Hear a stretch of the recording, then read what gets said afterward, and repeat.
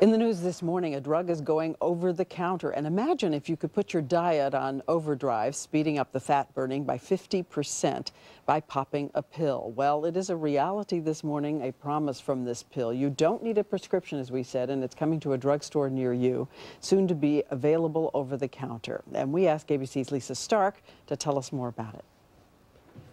There are plenty of weight loss products out there, but the FDA says this is the first non-prescription diet pill that really works.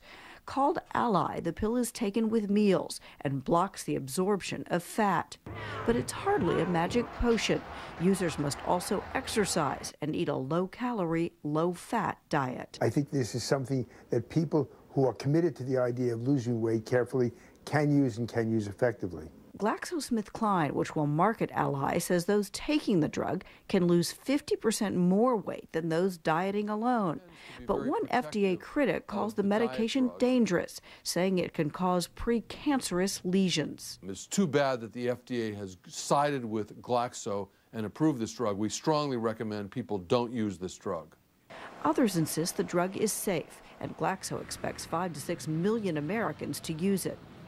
Ally can cause diarrhea, but less so if a dieter eats less fatty foods, so it encourages users to eat right.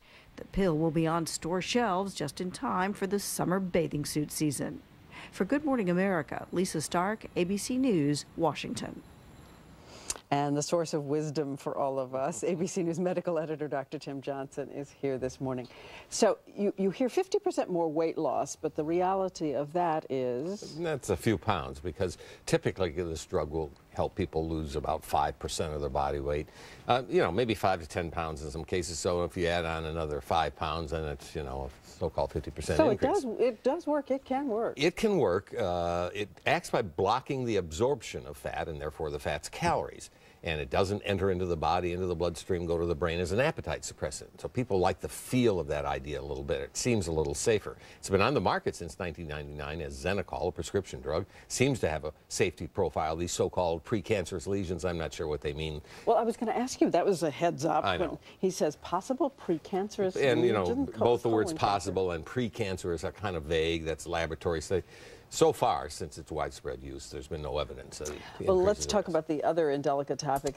We were saying a sentence that begins, even though it causes diarrhea, really, and we all go, even though it causes, right. It's not something really grave, not something terrible. It's not lethal, but it can be grave, socially speaking. And indeed, that has been one of the limitations of the drug, because people who have taken it in larger doses do get gas and loose bowels and diarrhea, not something you want while on a date, obviously. So people have cut down on the dose on their own, and that's one reason why the drug, as I said, hasn't really taken off. So you say, okay to take it, but you still need diet, still need exercise, and any other cautionary Not really, advice? not really. And you will lose a little weight even without diet and exercise, but a lot more if you do. So I'd call it a minor aid. It's now available over the counter. I personally think that's a good thing.